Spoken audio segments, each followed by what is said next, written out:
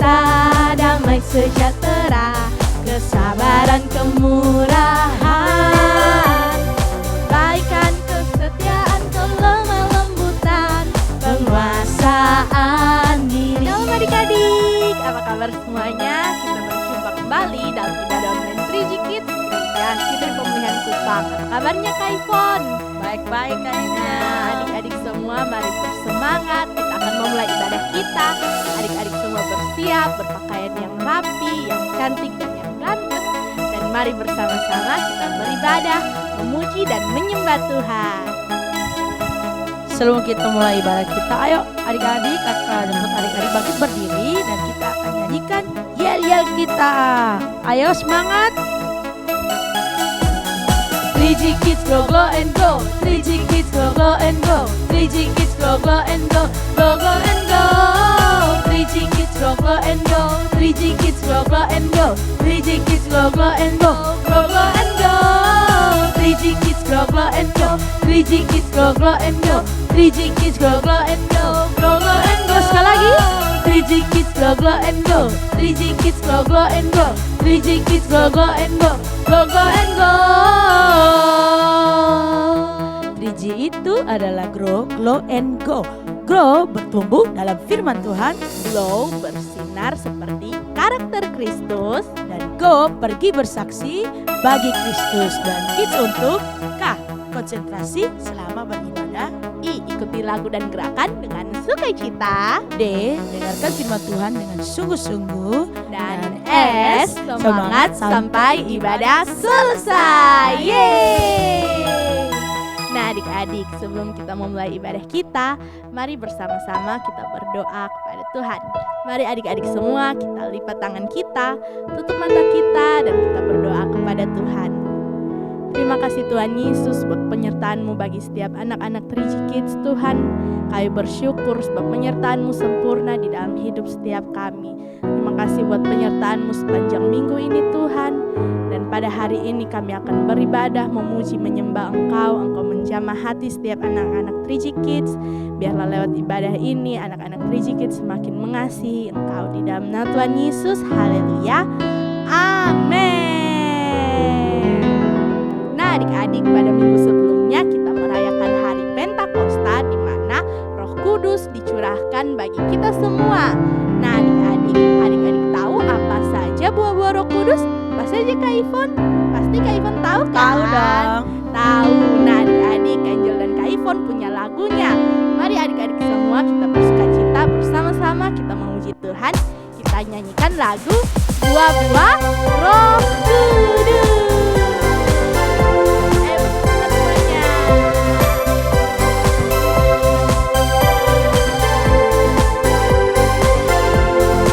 Ayo adik-adik semuanya. Kasih, sukacita, damai sejahtera, kesabaran, kemurahan, kebaikan, kesetiaan, kelemah lembutan, penguasaan diri. Sekali lagi semuanya. Kasih, sukacita, damai sejahtera, kesabaran, kemurahan, kebaikan, kesetiaan, kelemah lembutan, penguasaan diri. Inilah buah Roh Kudus mengalir dalam hidupku. Ku mau hidup dipimpin Roh Kudus setiap hari. Sekali lagi semuanya.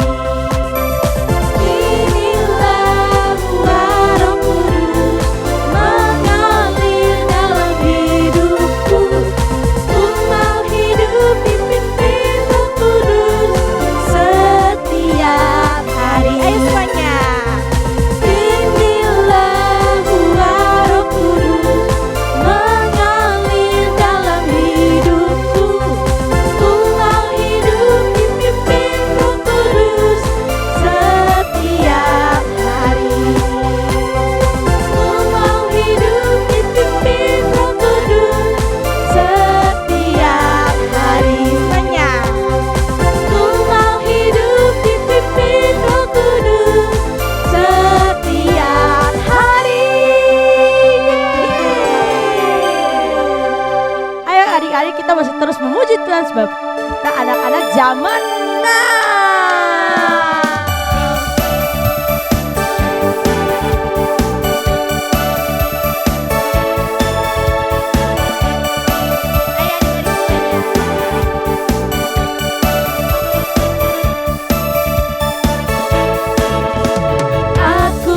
Tuhan zaman sekarang tak mau serupa dengan dunia. Aku anak Tuhan zaman sekarang, hidupku jadi miliknya. Asik, asik. Aku anak Tuhan zaman sekarang, tak mau serupa dengan dunia. Aku anak Tuhan zaman sekarang, hidupku jadi miliknya. Asik, asik. Tanganku, kakiku memuji Tuhan. Mulutku, hatiku menyanyi bagi Dia. Semuanya. Aku anak Tuhan zaman sekarang, tak mau serupa dengan dunia. Aku anak Tuhan zaman sekarang, hidupku jadi miliknya. Asik, asik. Tanganku, kakiku memuji Tuhan. Mulutku, hatiku menyanyi bagi Dia. Sekali lagi semuanya.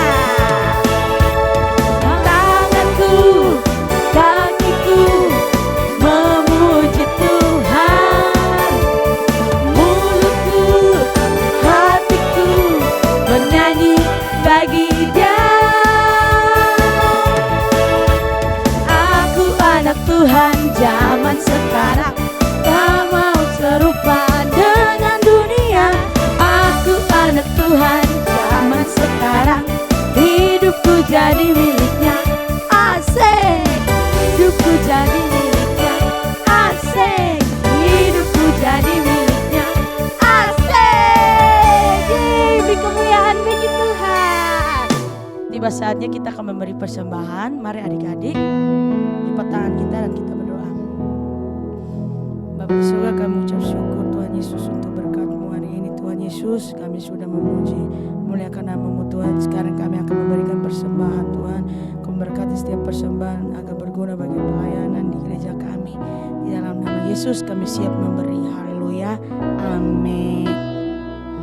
Persembahan adik-adik dapat dikumpulkan di rumah, dititipkan di orang tua, lalu dibawa ke gereja Sitri Pemulihan Kupang. Nah, adik-adik, tiba saatnya kita akan mempersiapkan hati kita untuk mendengarkan cerita firman Tuhan. Mari bersama-sama kita datang kepada Tuhan. Kita menyembah Dia, Tuhan yang sangat mengasihi kita. Hanya Dia satu-satunya Tuhan kita andalkan di dalam hidup kita, adik-adik. Mari dengan sungguh bersama-sama kita menyembah Tuhan. Engkau Tuhan yang setia, waktumu selalu yang terbaik. Engkau Tuhan sandaranku, dan ku hanya kan berharap padamu. Sekali lagi semuanya.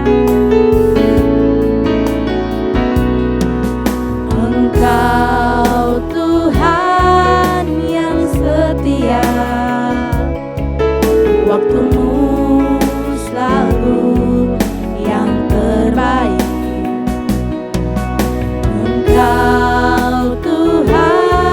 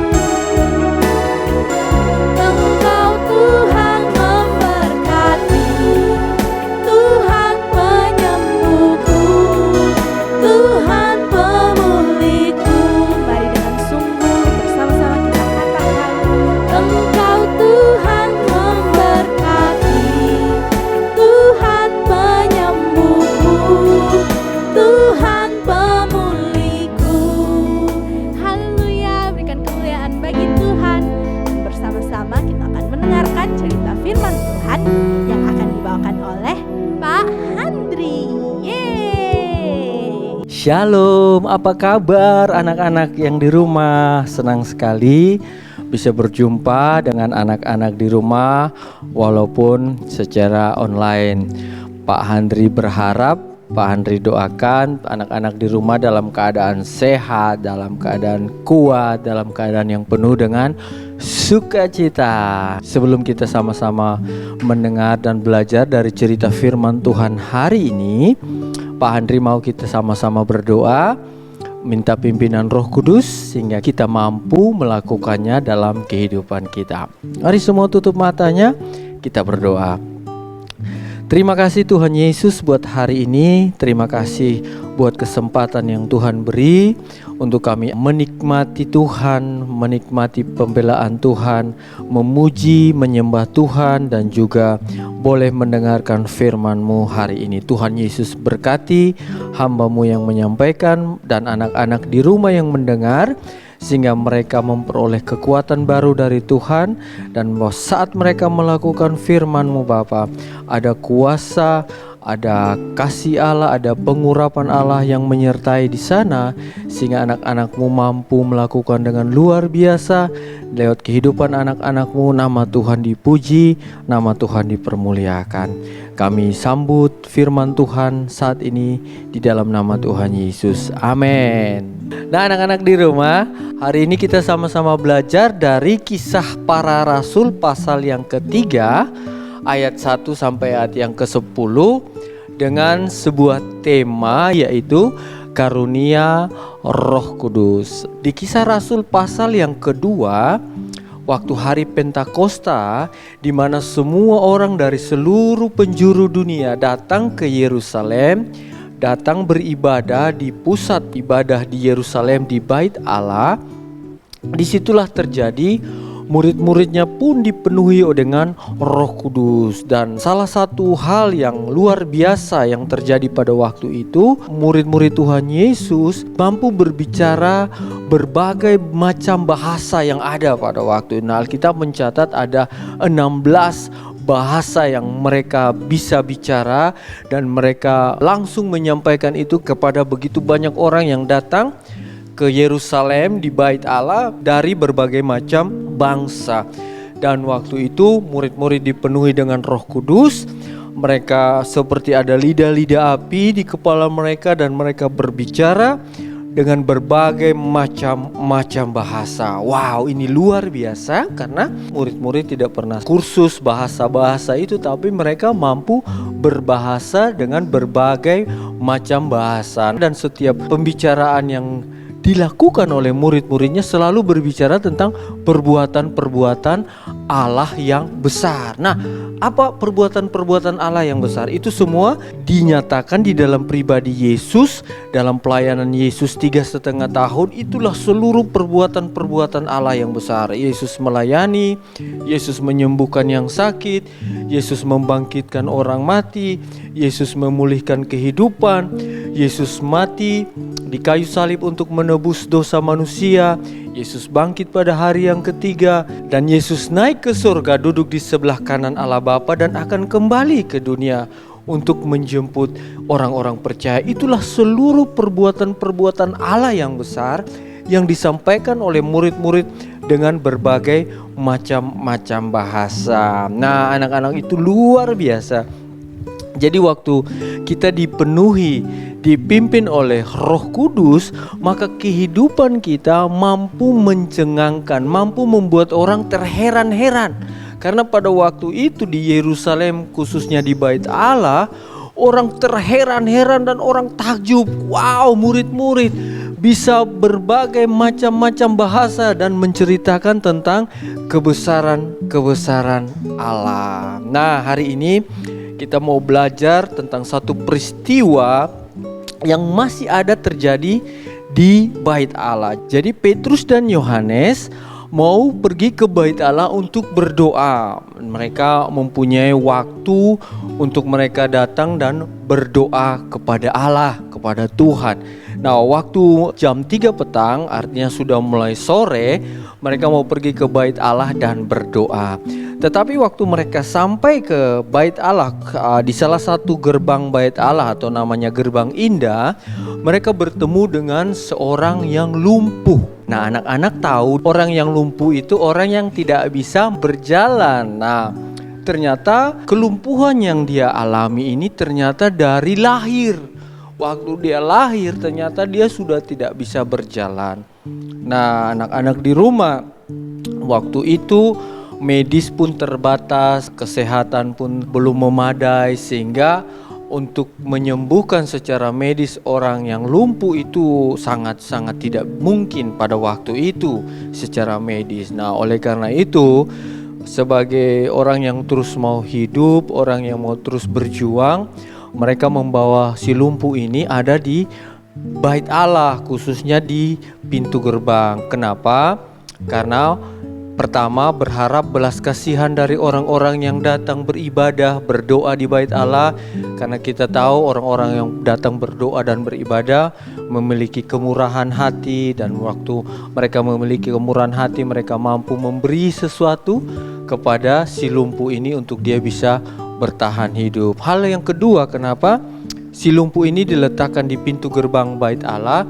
Karena menurut peraturan di Bait Allah, peraturan yang sudah dilakukan oleh orang-orang Yahudi, bahwa orang-orang yang cacat, orang-orang lumpuh tidak boleh masuk ke Bait Allah, di dalam Bait Allah dan beribadah. Jadi mereka hanya ada di luar dan menunggu atau menanti di seputaran Bait Allah. Nah, sedih sekali ya anak-anak di rumah, secara kebutuhan fisik mereka tidak mampu memenuhi sendiri karena keterbatasan kelumpuhan mereka, tapi juga kebutuhan rohani mereka pun tidak terpenuhi karena itu dilarang oleh hukum agama Yahudi bahwa orang-orang cacat tidak boleh masuk ke dalam Bait Allah. Jadi si lumpuh ini mengalami hal-hal yang sangat luar biasa menyedihkan. Nah, waktu mereka berjumpa dengan si lumpuh ini dengan seperti biasa dia meminta sesuatu kepada Petrus dan Yohanes. Dia berharap setidaknya dia mendapatkan emas, perak, uang untuk dia bisa beli makanan atau apapun itu, sehingga dia mampu bertahan hidup dan dia mampu melanjutkan kehidupannya karena dia lumpuh. Tapi sesuatu yang luar biasa dan di luar perkiraan si lumpuh ini, waktu Petrus berkata kepada si lumpuh ini, kata Petrus bahwa aku tidak punya uang, aku tidak punya perak, tetapi aku akan berikan apa yang aku punya kepadamu. Dan apa yang Petrus punya pada waktu itu, Petrus punya kuasa Roh Kudus. Petrus punya pribadi Allah yang menguasai hidupnya. Sehingga Petrus berkata, mulai hari ini engkau berjalanlah. Mulai hari ini bangkitlah dan berjalanlah. Petrus memberikan sesuatu yang melebihi apa yang si lumpuh ini minta. Si lumpuh minta sesuatu untuk dia bertahan hidup mungkin 1 hari 2 hari. Tapi Petrus bilang, aku beri engkau sesuatu yang membuat engkau bisa hidup selama-lamanya, yaitu pribadi Yesus.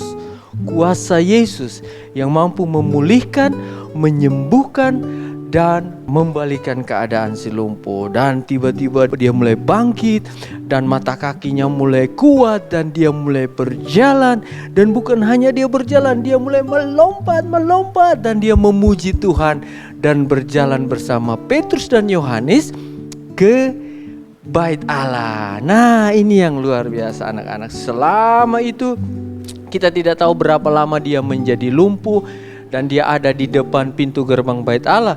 Tapi waktu dia sembuh, dia pergi bersama dengan Petrus dan Yohanes masuk ke dalam Bait Allah, beribadah dan menikmati Allah di dalam Bait Allah. Nah, ini yang luar biasa anak-anak di rumah. Jadi kuasa Roh Kudus mampu memulihkan kehidupan seseorang rohani dan jasmani. Kuasa Roh Kudus mampu membalikan keadaan kehidupan seseorang. Kuasa Roh Kudus mampu mengangkat seseorang yang dari lumpuh bisa berjalan dan bisa menikmati ibadah, fellowship bersama dengan semua orang yang lain, dan juga bisa menikmati komunikasi dengan Tuhan. Nah, anak-anak di rumah, ini sebuah cerita yang luar biasa bahwa di dalam kuasa Roh Kudus itu Tuhan mampu memulihkan lewat kehidupan kita, lewat kehidupan Petrus, Yohanes, dan murid-muridnya. Mereka mampu memulihkan kehidupan banyak orang. Nah, anak-anak di rumah masih ingat Petrus waktu pertama kali dia dipenuhi dengan Roh Kudus, waktu dia berbicara, dia berkhotbah, 3.000 orang bertobat. Wow, 3.000 orang bertobat. Oleh karena itu, kuasa Roh Kudus sangat penting di dalam pelayanan kita, di dalam kehidupan kita, di dalam perjalanan hidup mengiring Tuhan. Penting sekali karena menolong kita untuk terus punya kuasa bersama Tuhan, sehingga apapun yang kita kerjakan memberi dampak, memberi pengaruh, dan memulihkan kehidupan orang banyak. Ingat sekali lagi bahwa kuasa Roh Kudus yang diberikan selalu menceritakan perbuatan-perbuatan Allah yang ajaib, selalu menceritakan tentang Yesus, selalu menceritakan karya Yesus, selalu menceritakan perbuatan Yesus. Itulah karya-karya Allah yang besar. Oleh karena itu, anak-anak di rumah, izinkanlah Roh Kudus memimpin, izinkan Roh Kudus menguasai hidupmu, sehingga di masa mudamu, di masa kanak-kanakmu, engkau menjadi pribadi yang luar biasa, memberi dampak, menjadi alat untuk memulihkan, untuk menginspirasi orang-orang untuk datang dan memuji, menyembah Yesus. Demikian cerita firman Tuhan hari ini. Setiap kita yang saat menerima karunia Roh Kudus, kita dimampukan melakukan hal-hal yang besar, yang dahsyat, yang luar biasa, karena lewat semuanya itu nama Tuhan dipermuliakan, nama Tuhan dibesarkan, nama Tuhan dikenal. Lewat semuanya itu Tuhan ditinggikan. Kiranya cerita firman Tuhan memberkati kita semua. Mari kita tundukkan kepala, kita menghadap Tuhan dan berdoa. Mari kita berdoa. Tuhan Yesus, kami mengucap syukur buat kebenaran firman-Mu yang mengajar kami pada hari ini. Terima kasih Tuhan, berkati firman-Mu Bapa, sehingga firman-Mu bertumbuh dan berbuah dalam kehidupan anak-anak-Mu. Saat ini Tuhan Yesus, biarlah Roh Kudus yang mengambil alih kehidupan kami semua, anak-anak-Mu di rumah, dipimpin, dipenuhi, dikuasai oleh Roh Kudus. Biarlah karunia kuasa Roh Kudus memenuhi anak-anak-Mu dalam kehidupan mereka, dalam perjalanan pengiringan mereka kepada Tuhan, dalam seluruh aktivitas mereka. Mereka dikuasai, mereka dikendalikan, mereka dipimpin oleh Roh Kudus. Pimpin mereka Tuhan, sehingga hidup mereka menjadi berdampak, hidup mereka menginspirasi kehidupan orang-orang di sekeliling mereka. Lewat kehidupan mereka, ada pemulihan terjadi bagi orang-orang di sekeliling mereka. Terima kasih Bapa di sorga, terima kasih Tuhan Yesus. Biarlah Roh Kudus terus menguasai dan memimpin kehidupan kami selama-lamanya. Saat ini Tuhan, kami mau berdoa bagi bangsa dan negara kami. Berkati Indonesia, berkati Provinsi NTT, berkati Kota Kupang, pemimpin-pemimpin bangsa, provinsi dan kota kami ada dalam pengurapan kuasa Roh Kudus. Berkati mereka Tuhan, biarlah damai sejahtera, kesejahteraan dari tempat yang maha tinggi turun bagi Indonesia, turun bagi NTT, turun bagi Kota Kupang. Terima kasih Bapa di surga. Kami juga berdoa bagi Gereja Sitri Pemulihan Kupang. Kami mendoakan Pendeta Charles Besi bersama keluarga. Tuhan memberkati, Tuhan menyertai, Roh Kudus memimpin mereka, hikmat, kekuatan, kesehatan Tuhan limpahkan, sehingga terus mampu mereka memimpin gereja Tuhan, kawanan domba yang Tuhan percayakan mencapai penggenapan janji Tuhan yang besar. Kami berdoa untuk rencana pembangunan gedung gereja di dalam nama Yesus, biarlah terjadi oleh karena kehendak Tuhan di dalam waktu dan cara Tuhan yang berdaulat. Kami juga berdoa bagi anak-anak yang di rumah di dalam nama Yesus. Berkati kehidupan mereka, masa depan mereka sungguh ada. Kehidupan mereka Tuhan berkati, anak-anak bersama orang tua, seluruh pekerjaan orang tua mereka, apa yang mereka kerjakan Tuhan jadikan berhasil di dalam nama Yesus. Kesehatan Tuhan limpahi, Tuhan memberkati setiap anak-anak yang sedang mengalami sakit. Hamba-Mu berdoa di dalam nama Yesus, oleh darah, oleh bilur-Mu ada kesembuhan, ada mujizat terjadi bagi anak-anak di rumah. Terima kasih Bapa di surga. Anak-anak di rumah ibadah kita sudah selesai. Kedangkan tangan-Mu dan terima berkat Tuhan. Kiranya damai sejahtera Allah Bapa yang melampaui segala akal dan pikiran memelihara hati dan jiwa kita di dalam Yesus Kristus Tuhan.